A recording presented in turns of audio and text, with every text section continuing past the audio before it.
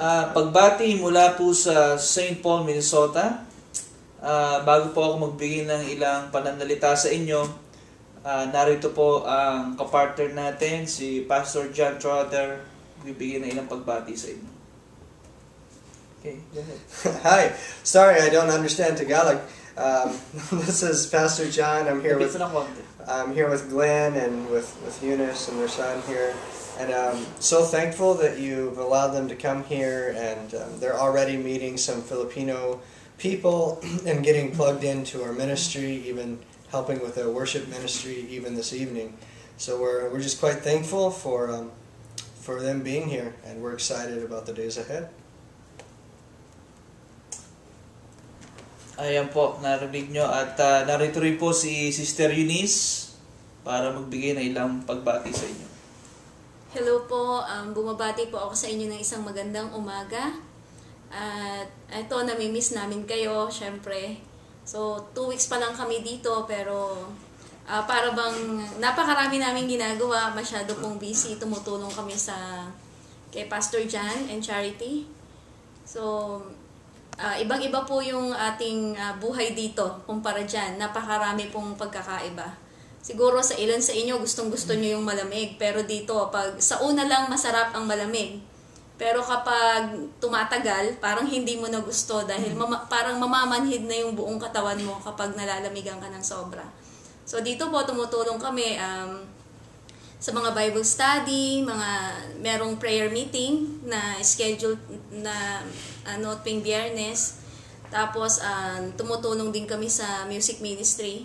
So talagang halos lahat po.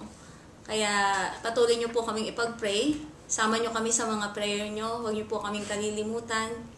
At ganun din po kami sa inyo na lagi namin kayong naaalala sa aming mga prayer. So yun lang po. Pagbati po sa inyong lahat. Namimiss po namin talaga kayo.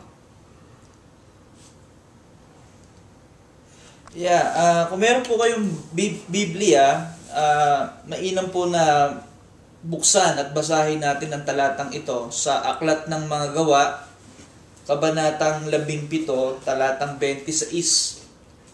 Aklat ng Mga Gawa, Kabanatang 17, talatang 26. Acts chapter 17, verse 26. Ito po sinasabi, paumanin po, ito po sa wikang Ingles, pero sundan po ninyo sa inyong mga Biblia na Tagalog. Sabi po rito, "And he made from one man every nation of mankind to live on all the face of the earth, having determined their appointed times and the boundaries of their habitation, that they would seek God, if perhaps they might grope for him and find him, though he is not far from each one of us."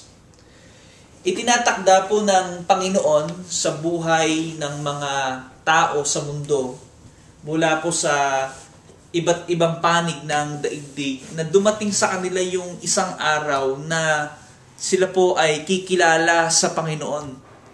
So isa pong napakagandang pribilehiyo itong ibinigay sa atin ng Panginoon na kami ay isinugo dito para makapagbahagi ng Ebanghelyo mula sa iba't ibang nasyon na nakatira dito sa community natin. So nagbubukas po tayo ng mga gawain, mga lahi ng Bhutanese, Nepali, at meron pang ibang mga lahi na halos hindi pa ako pamilyar. At isa pong kagalakan na makilala nila ang Panginoon sa pamamagitan natin.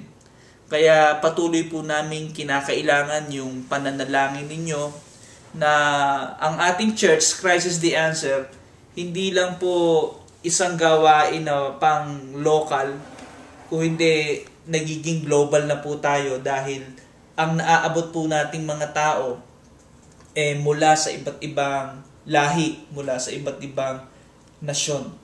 Kaya patuloy nyo pong abangan yung mga balita. So make sure na kumukuha po kayo ng newsletter, sapagkat maybe twice, 2 beses sa loob ng isang buwan ay susulat po ako ng balita para malaman nyo kung anong nangyayari sa ministeryo po natin dito. So patuloy po tayong maglingkod sa Panginoon. Patuloy po tayong magpakasigasig sa ating Diyos. So, nandito po ang aking pamilya, si Sister Ines, si Polly, and Pastor John Trotter.